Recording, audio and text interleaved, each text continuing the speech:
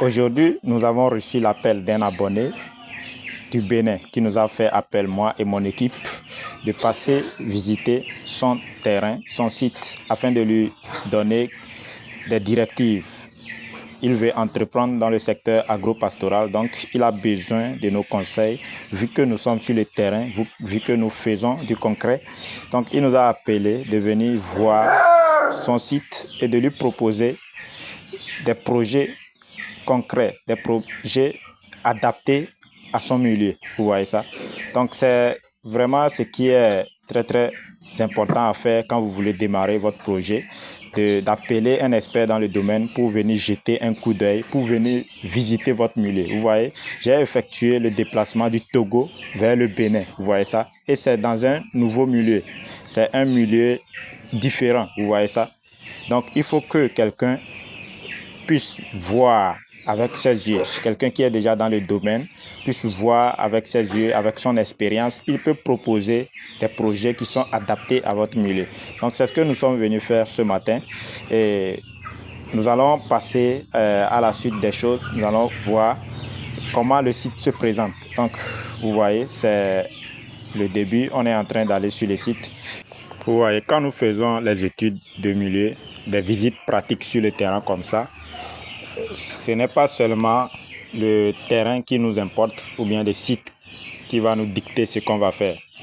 Il y a une compétence qu'on appelle l'étude du milieu rural. Vous voyez ça? Donc c'est une compétence en sociologie. Vous devez maîtriser votre milieu pour pouvoir proposer un projet qui est vraiment adapté à ce milieu-là. Vous voyez ça?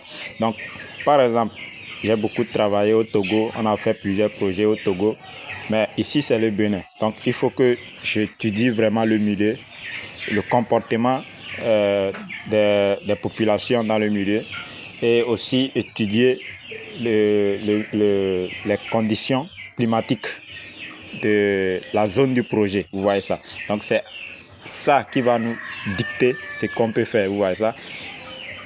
Vous n'allez pas vous lever comme ça parce que vous avez une idée en tête et commencer immédiatement par élaborer votre projet. Vous allez échouer.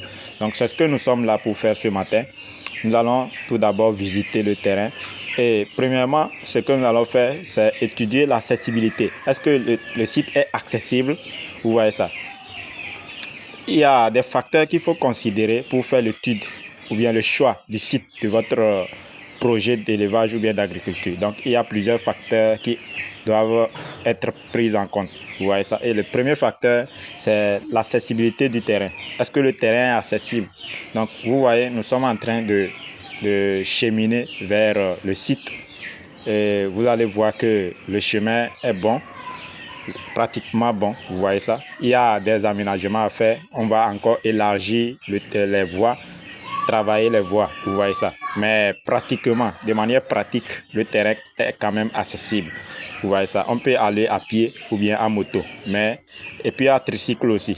Mais à voiture, non. Donc ça veut dire qu'on doit élargir encore le site.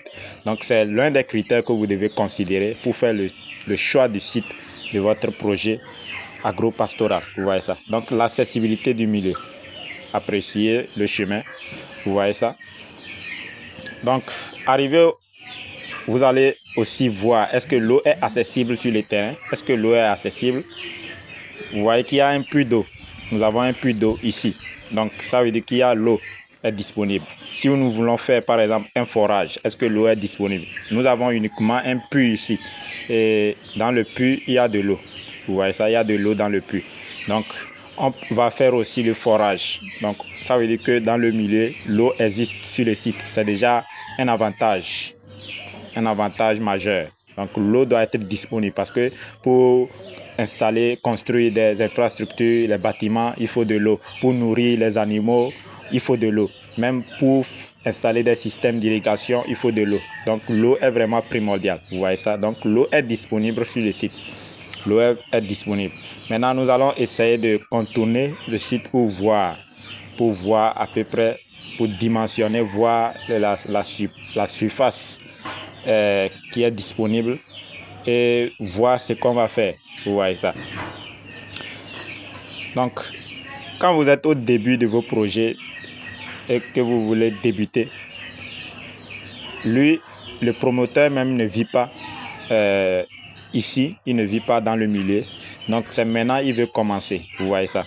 Donc il faut aller pas à pas. Il faut vraiment étudier le milieu. Il faut voir ce qui est adapté à son sol, vous voyez ça. Pour un début, je vais lui proposer l'agriculture pour un début, la culture des bananes plantains. Vous voyez ça. Parce que c'est un début, nous sommes dans des zones côtières. Donc c'est des zones côtières et je vais lui proposer la banane plantain.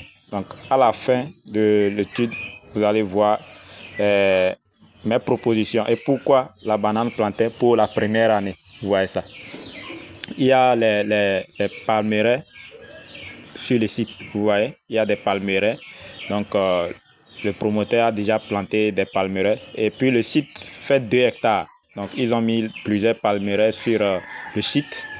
Et de ce côté-là, c'est les herbes de lapin qui poussent un peu partout sur le site.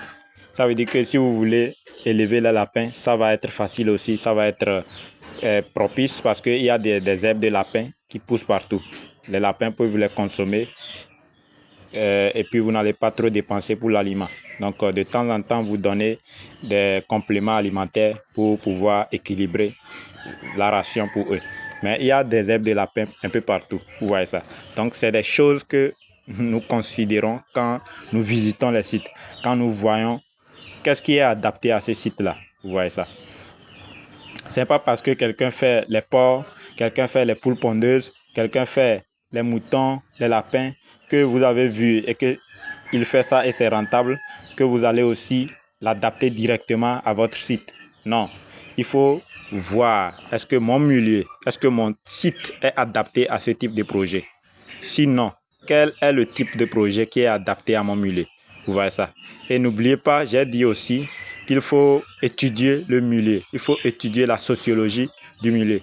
L'étude du milieu rural est vraiment très très important. Il faut étudier le comportement des populations autour de votre site d'élevage. Parce que c'est aux gens là que vous allez vendre. Ce sont vos clients potentiels. Donc il faut étudier leur comportement, qu'ils apprécient dans la zone pour pouvoir les proposer des services ou bien des produits qui est adapté à leurs besoins. Vous voyez ça. Et vous allez voir que le manioc pousse parfaitement sur le site, mais le manioc qui est sur le site actuellement n'est pas entretenu. Donc le manioc n'est pas entretenu. Si c'était entretenu, vous allez voir que les tiges allaient être plus gros que ça. Mais ça, ce n'était pas entretenu. Donc vous allez voir que ce site-là, c'est un autre terrain, c'est pour un autre propriétaire. Mais la personne a bien aménagé son site. Donc c'est ce que nous allons reproduire ici aussi. On va aménager le site correctement et mettre les bananes plantains. Vous voyez ça. Ici, c'est une zone côtière. C'est une zone côtière qui est proche des côtes de la mer. Vous voyez ça. Pas trop proche, mais un peu proche. Vous voyez ça. Parce que c'est au niveau des côtes des frontières de Lomé, les côtes de la mer. Donc, c'est la voie là qu'on a pris, la voie de Lomé, la voie du port de Lomé. On est passé par la frontière et entré dans les villes qui ont suivi la frontière. Donc, ce sont des zones côtières. Donc, ces zones côtières, pour réussir, des projets qui peuvent réussir vraiment ici, c'est des plantations, des plantes, les palmeraies, les bananiers, les avocatiers, les maniocs. Donc, c'est les types de projets qui sont adaptés à ces sols-là. Vous voyez ça. Donc, et puis, l'une des choses que vous pouvez voir aussi pour pouvoir choisir une culture qui est adaptée à son milieu, c'est de voir ce que les gens ont l'habitude de cultiver dans le milieu. Vous voyez ça. Quand vous venez dans un milieu, premièrement, il faut observer ce que les gens sont en train de cultiver.